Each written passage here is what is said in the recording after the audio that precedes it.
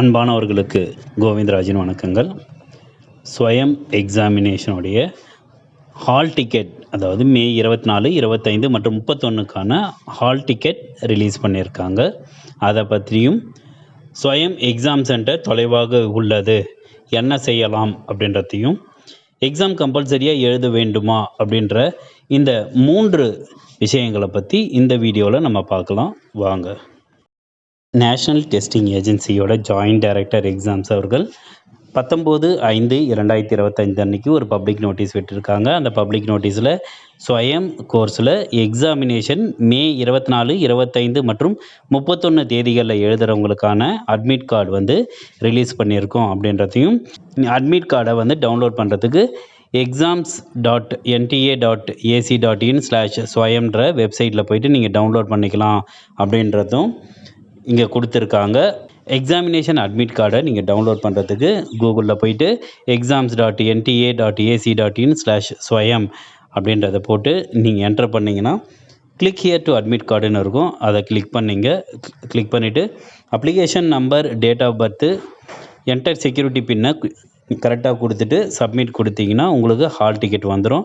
நம்ம ஏற்கனவே போட்ட வீடியோவில் சொன்ன மாதிரி ஹால் டிக்கெட்டில் உங்களுடைய application number, gender, father's name, date of birth, photo, signature, இந்த மாதிரி எல்லா டீட்டெயில்ஸும் அதில் வந்திருக்கும். கீழவே கோர்ஸ் கோடு, அப்புறம் கோர்ஸோட நேமு, என்றைக்கு எக்ஸாமினேஷன், நீங்கள் எப்போ ரிப்போர்ட் பண்ணணும், கேட் க்ளோசிங் டைமு, இவை எல்லாமே இங்கே போட்டிருக்கோம்.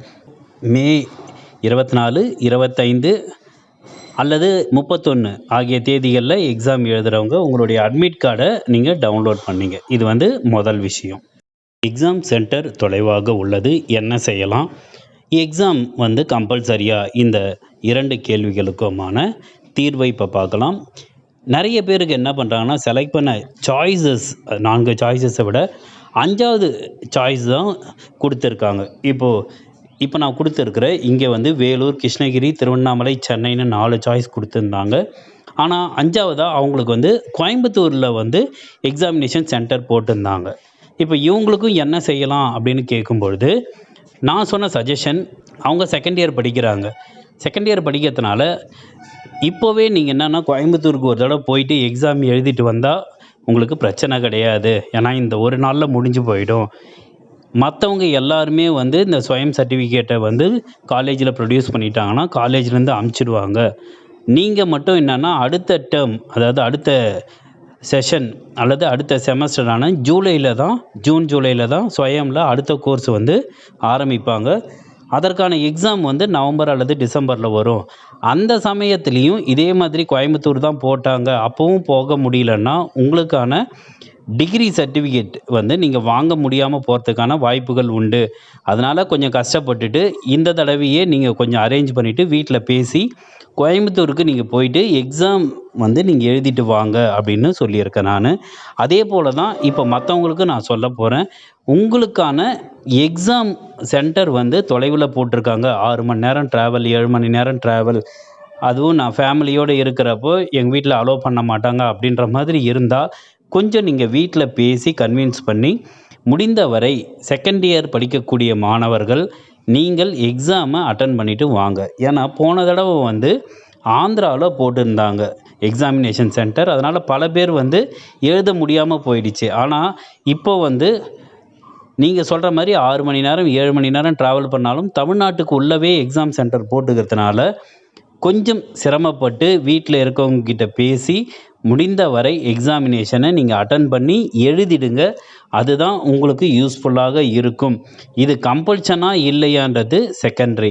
ஏன்னா இந்த தடவை நீங்கள் ஸ்கிப் பண்ணாலும் நீங்கள் அடுத்த தடவை எழுதிக்கலாம். உங்களுக்கு நிறைய ஆப்பர்ச்சுனிட்டிஸ் இருக்குது.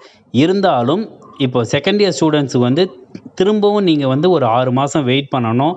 6 மாதம் வெயிட் பண்ணும்பொழுது உங்களுடைய சர்டிஃபிகேட்டை நீங்கள் 6 மாதத்துக்கு அப்புறம் கொடுக்கும் பொழுது காலேஜிலேருந்து அதை அனுப்பி யூனிவர்சிட்டியிலேருந்து உடனே அனுப்புவாங்களான்றது, இவை எல்லாமே டைம் பவுண்டட் அப்படின்றதுனால எவ்வளோ நாள் இன்க்ரீஸ் ஆகும் அப்படின்றது தெரியாது. உங்களுக்கு சர்டிஃபிகேட் கிடைப்பதில் இவ்வளோ தாமதம் இருப்பதனால நீங்களும் மற்றவங்க கூடயே எக்ஸாம் எழுதிட்டு நீங்கள் ஸ்வயம் எக்ஸாமினேஷன் பாஸ் சர்டிஃபிகேட்டை காலேஜில் ப்ரொடியூஸ் பண்ணிங்கன்னா உங்களுக்கு ஈஸியாக இருக்கும். சரி, அடுத்த சாய்ஸ். என்னால் போக முடியல சார், என்ன பண்ணுறது? என் குடும்பத்தில் வந்து என்னை வந்து அவ்வளோ தூரம் ட்ராவல் பண்ணுறதுக்கு ஒத்துக்கலை அப்படின்ற மாதிரி இருந்ததுன்னா, நீங்கள் அடுத்த செஷனான ஜூன் ஜூலையில் புதியதாக கோர்சஸ்க்கு வந்துடும். அப்போ வந்து நீங்கள் இப்போ செலக்ட் பண்ண கோர்ஸு அப்போ வராது, புதிய கோர்சஸ் தான் இருக்கும். அதனால் இந்த கோர்ஸே நான் மறுபடியும் எக்ஸாமினேஷன் எழுதலாமான்னு அடுத்த கேள்விகள் வராமல் பார்த்துங்க. ஏன்னா எக்ஸாமினேஷன் கிடையாது. இந்த கோர்ஸ் வந்து மீண்டும் உங்களுக்கு அடுத்த செஷனில் வராதுன்றதுனால புதுசாக நீங்கள் கோர்ஸு ஜாயின் பண்ணணும். அங்கேயும் உங்களுக்கு குவிஸ்ஸு, அசைன்மெண்ட்டு, டெஸ்ட்டு இந்த மாதிரி வச்சாங்கன்னா அதையும் நீங்கள் வந்து கம்ப்ளீட் பண்ணணும். அங்கேயும் வந்து நீங்கள் என்னென்னா திருப்பி எக்ஸாம் ஃபீஸ் கட்டணும். நீங்கள் எக்ஸாம் அப்ளிகேஷன் ஃபார்ம் ஃபில் பண்ணிடணும். அப்போவும் உங்களுக்கு ஹால் டிக்கெட் வரும். அந்த ஹால் டிக்கெட்டில் மறுபடியும் எக்ஸாமினேஷன் சாய்ஸ் நீங்கள் கொடுத்த சிட்டியில் மாறி வந்துடுச்சுனாலும் நீங்கள் தான் அதை பார்த்து கொள்ளணும். ஃபஸ்ட் இயர் ஸ்டூடெண்ட் வேணும்னா இப்போ 2 ஆப்ஷன் எடுத்துக்கலாம். தொலைவாக போட்டுக்கிற எக்ஸாமினேஷன் சென்டருக்கு நீங்கள் போனாலும் போகலாம், போகலனாலும் விட்டுடலாம். அது வந்து உங்களுடைய சாய்ஸு. பட் செகண்ட் இயருக்கு என்னோடய சஜஷன் வந்து நீங்கள் தொலைவை பற்றி பார்க்காம வீட்டில் இருக்கிறவங்ககிட்ட கன்வின்ஸ் பண்ணி எக்ஸாமினேஷனை நீங்கள் எழுதிட்டு வரத்துக்கு பாருங்கள். அதனால் இது கம்பல்ஷன்னான்னா நீங்கள் கம்பல்சரியாக எழுதிட்டிங்கன்னா இந்த பிரச்சனை இன்றைக்கோடு முடிஞ்சிடும். அடுத்த தடவை அதை கண்டினியூ பண்ண வேண்டாம்.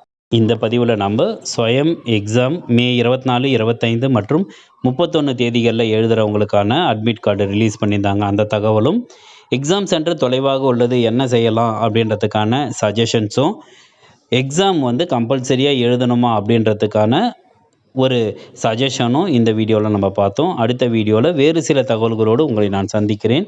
வாழ்க வளமுடன். நன்றி.